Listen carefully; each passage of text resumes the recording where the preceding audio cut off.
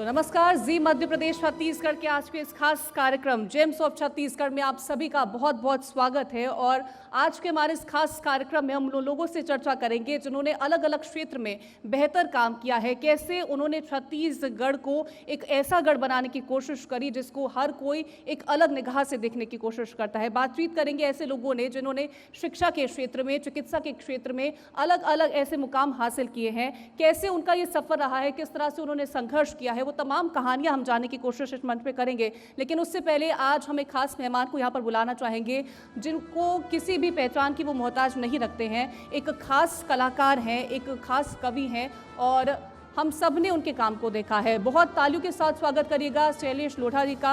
आप कृपया करके मंच पर आइएगा, उनसे बातचीत करेंगे, उनसे जानेंगे, लेकिन जोरदार तालियों के साथ स्वागत करिएगा शैलेश लोढ़ा जी का। और मैं अनुरोध करूंगी जी मध्य प्रदेश छत्तीसगढ़ के एडिटर मोहित सिन्हा जी को कि वो कृपया करके मंच पर आएँ और बुके देकर उन्हें सम्मानित करें। तो तालियों का सिलसिला यूं ही चलता रहना चाहिए क्योंकि आज का ये खास कार्यक्रम उन लोगों के लिए है जो छत्तीसगढ़ में एक ऐसे रत्न है जिसकी चमक पूरी दुनिया में छाई हुई है। तो तालियां बजती रहनी चाहिए। और आज का ये हमारा खास कार्यक्रम छत्तीसगढ़ की राजधानी रायपुर में हो रहा है और उन लोगों से हम बात करेंगे जो शिक्षा, स्वास्थ्य, व्यापार और समाज से जुड़े हुए हैं। तो अब बुलाते हैं छत्तीसगढ़ के माइलस्टोन यानी कि भूपेश बघेल सरकार में सरकार के काम को कैसे आगे बढ़ाया जा रहा है, उसको लेकर के चर्चा करेंगे। जानेंगे मंत्री शिव डहरिया जी से कि आखिरकार क्या सरकार का अब तक का कार्यकाल रहा है, किस तरह से उन्होंने अपने 4 साल की उपलब्धियों को वो यहाँ पर गिनवाते हुए नजर आएंगे। और जानेंगे कि 2023 जो कि चुनावी साल है उसको लेकर के क्या कुछ रोड मैप है उनका। तो जोरदार तालियों के साथ स्वागत करिएगा मंत्री शिव डहरिया जी का, जो कि नगरीय प्रशासन एवं विकास मंत्री हैं। तो तालियों की गड़गड़ाहट के साथ उनका स्वागत होना चाहिए और बातचीत करेंगे, उनसे जानेंगे कि आगे का क्या कुछ उनका विचार है, सरकार क्या कुछ काम करने वाली है।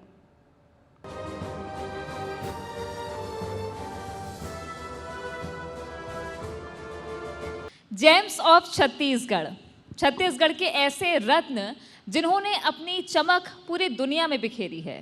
और ऐसी ही चमक होती है सरकार के कामों की जो जनता परखती है। और इसीलिए आज हम एक और ऐसे रत्न से बातचीत करेंगे जो सरकार के सिपाही हैं। जिक्र मंत्री डॉक्टर शिव कुमार डहरिया का। बहुत स्वागत है आपका मंत्री जी मध्य प्रदेश छत्तीसगढ़ के मंच पर। धन्यवाद, आपका भी स्वागत है।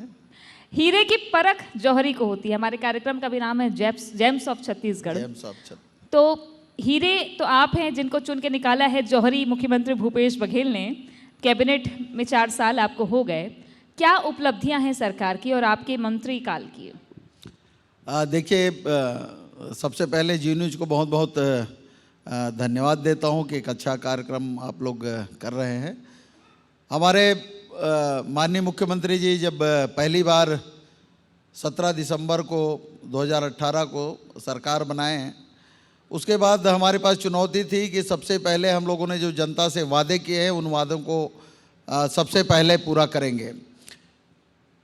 किसानों को, हमारे नौजवानों को, महिलाओं को, अनुसूचित जाति, जनजाति, पिछड़े वर्ग के लोगों को और हमारे प्रदेश के जो लोग हैं उनकी आशाओं और आकांक्षाओं पर हम किस तरह से खरे उतरेंगे, इस दिशा में हम लोगों ने प्रयास शुरू किया। और सबसे पहले माननीय मुख्यमंत्री जी ने शपथ लेते ही हमारे चुनाव घोषणा पत्र के वादों को पूरा करना शुरू किया। किसानों के लिए हमने कहा था किसानों का कर्जा हम पूरा माफ़ करेंगे और शपथ लेने के 2 घंटे के अंदर हमारे प्रदेश के सारे किसानों का कर्जा माफ़ किया गया। इसके अलावा जो अन्य घोषणाएँ थी हमारा, उन सब घोषणाओं को पूरा करने का बीड़ा माननीय मुख्यमंत्री जी के नेतृत्व में हम लोगों ने उठाया था। और उसमें किसानों का कर्जा माफ़ करने के अलावा बिजली का बिल हाफ, सिंचाई का टैक्स, पानी का भरना का पैसा माफ़ और धान का पैसा जो हम लोगों ने कहा था 2500 रुपये प्रति क्विंटल देंगे, लगातार हम लोगों ने 2500 प्रति क्विंटल दिया। इस साल 2640 रुपया दे रहे हैं, जो पूरे देश में सबसे ज़्यादा धान का कीमत किसी राज्य में मिल रहा है तो हमारा छत्तीसगढ़ है। और आने वाले साल में समर्थन मूल्य बढ़ेगा तो 2728 रुपया धान का कीमत होगा, जो हमारे छत्तीसगढ़ के लिए एक, हमारे किसानों के लिए एक बड़ी चीज़ है। और हमारे किसान प्रताड़ित रहे हैं पिछले भारतीय जनता पार्टी के 15 साल के कार्यकाल में। 15,000 से ज़्यादा किसानों ने आत्महत्या की थी भारतीय जनता पार्टी की सरकार में। हमारे 4 साल के कार्यकाल में एक भी किसानों ने आत्महत्या नहीं की, ये हमारे प्रदेश की उपलब्धि है।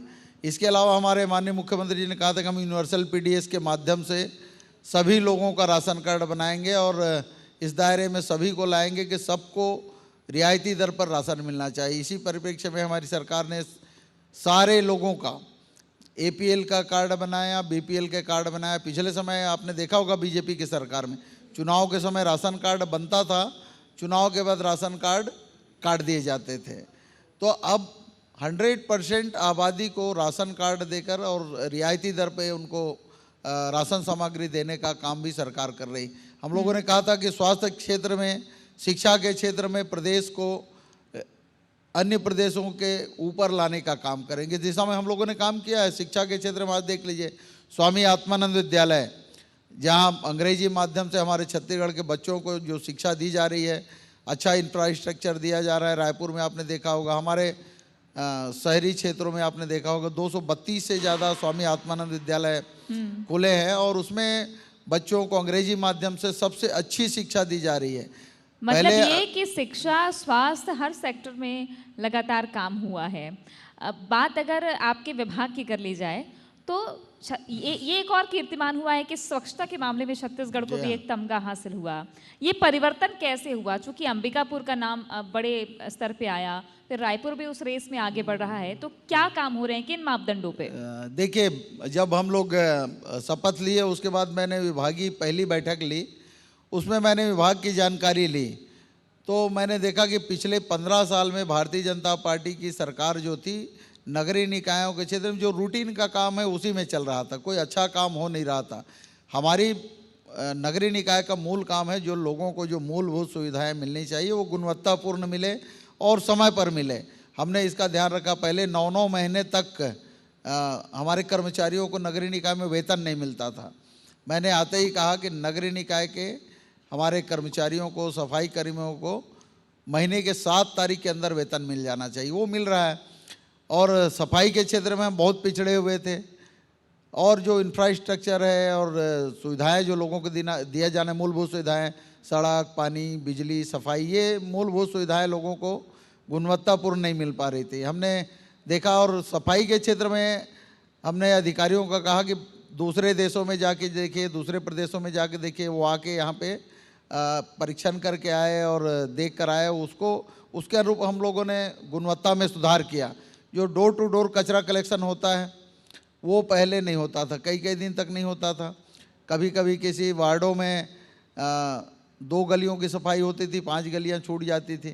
तो हमने उसको लागू किया कि हर डोर टू डोर कचरा कलेक्शन होगा और गीले कचरे, सूखे कचरे और जो पृथककरण किए जाने वाले काम है वो होना चाहिए। और इसी दिशा में हम लोगों ने काम किया और पूरे देश में स्वच्छता में हम लगातार 1 साल ने 3 साल तक पूरे देश में हम पहले नंबर में आए। राष्ट्रपति जी ने हम लोगों को पुरस्कृत किया। ODF प्लस में भी हम पूरे देश में अभी भी पहले नंबर में हैं। भाजपा वाले कहते हैं कि प्रधानमंत्री आवास में हम लोग फिसड्डी हैं, काम नहीं करते, लेकिन नगरीय निकाय क्षेत्र में प्रधानमंत्री आवास में सबसे अच्छे गुणवत्ता के निर्माण का प्रधानमंत्री जी ने पहले नंबर का पुरस्कार हमारे प्रदेश को दिया है। अब ये प्रधानमंत्री जी ने हमको पहले नंबर का पुरस्कार दिया है तो हम अच्छा काम कर रहे हैं, तभी तो पुरस्कार उनसे मिल रहा है।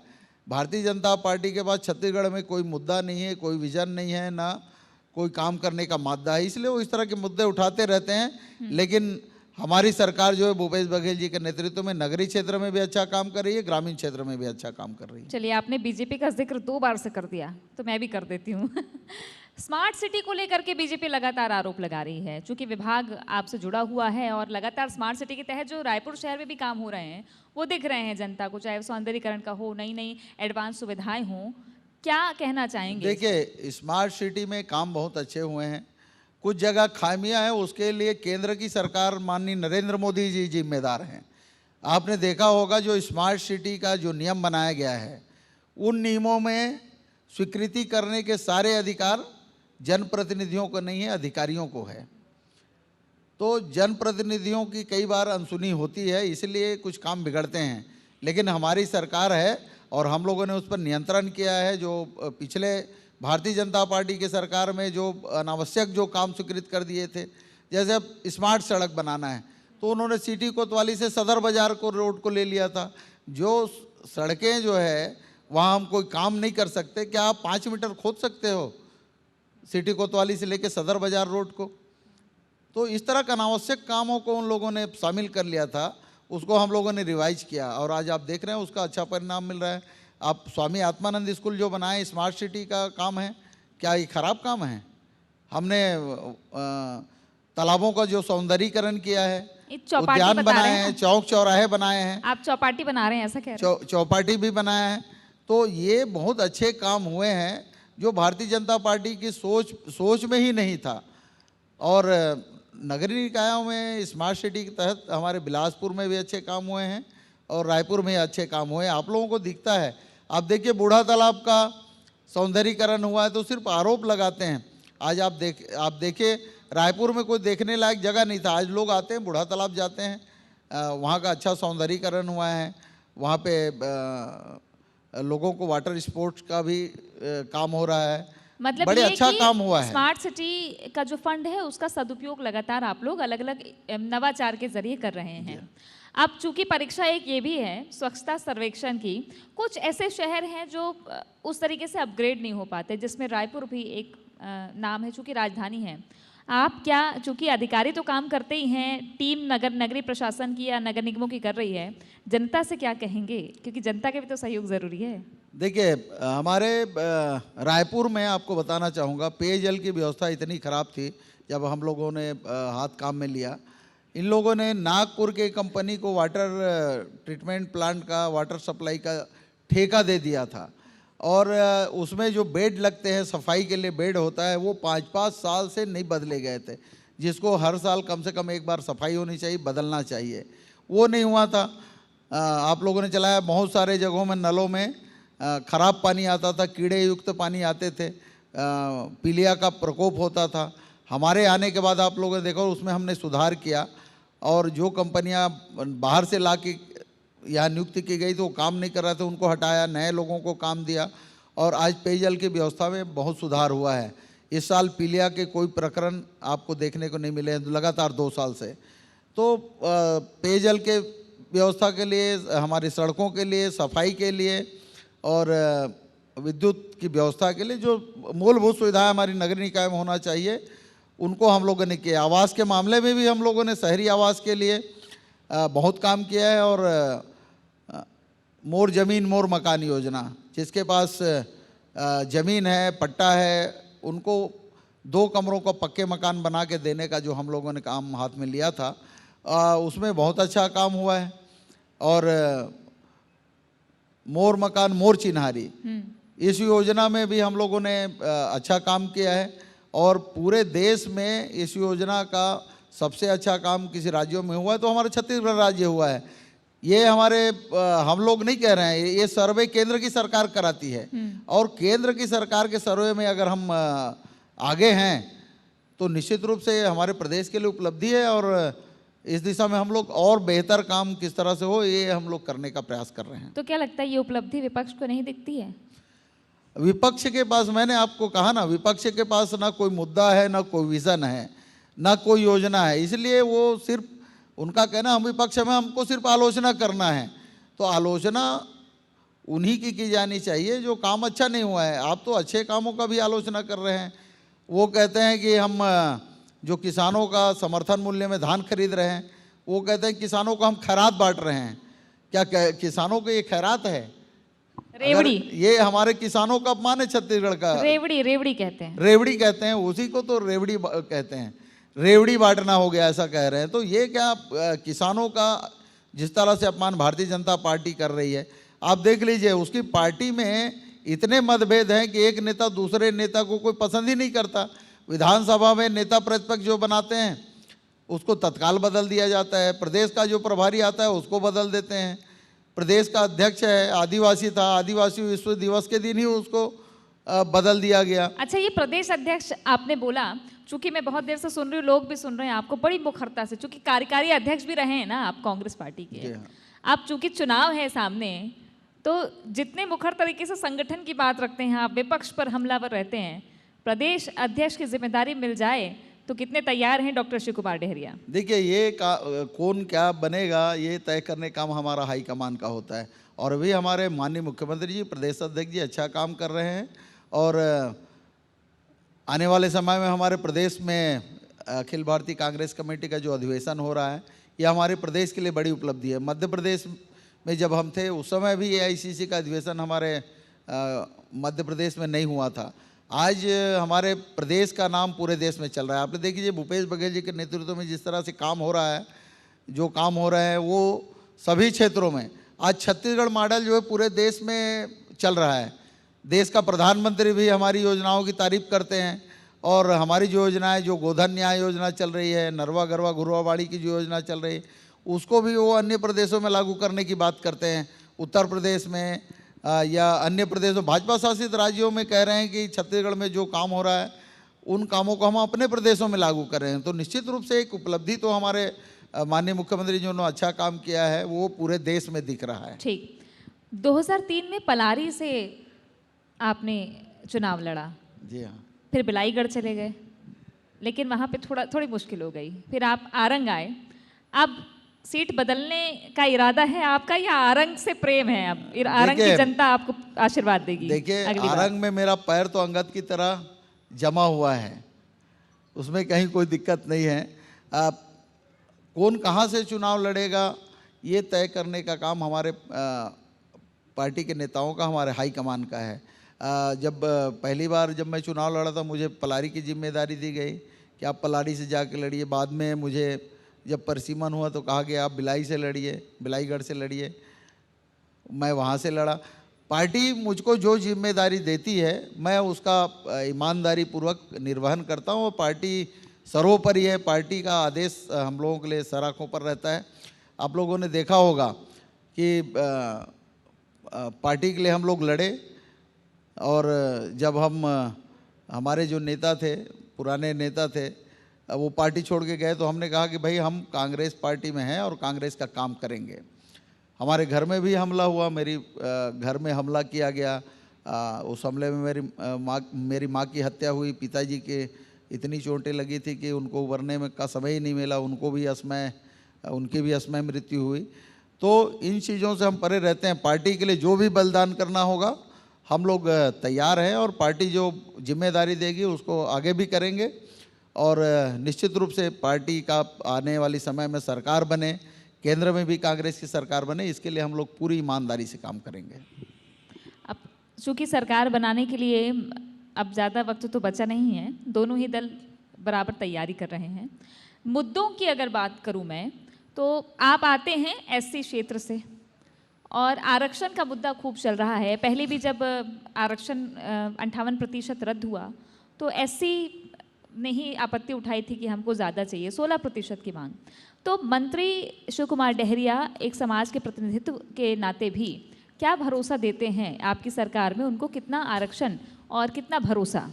ये आरक्षण का जो मुद्दा चल रहा है, जो विवाद की स्थिति बनी है, उसके लिए भारतीय जनता पार्टी की सरकार जिम्मेदार है। पिछले समय अनावश्यक रूप से जिस तरह से बदलाव किया गया, 58% आरक्षण देने का जो नियम लागू किया गया, उसका हम लोगों ने उसका विरोध किया था। और कोर्ट में मामला गया था और कोर्ट ने उस आदेश, भारतीय जनता पार्टी के 58% के आदेश को निरस्त कर दिया। तो जो पुराने आदेश है वो लागू हो गए। हमारे संविधान में व्यवस्था है कि अनुसूचित जाति जनजाति की जितनी जनसंख्या उसको उतना आरक्षण मिलना चाहिए।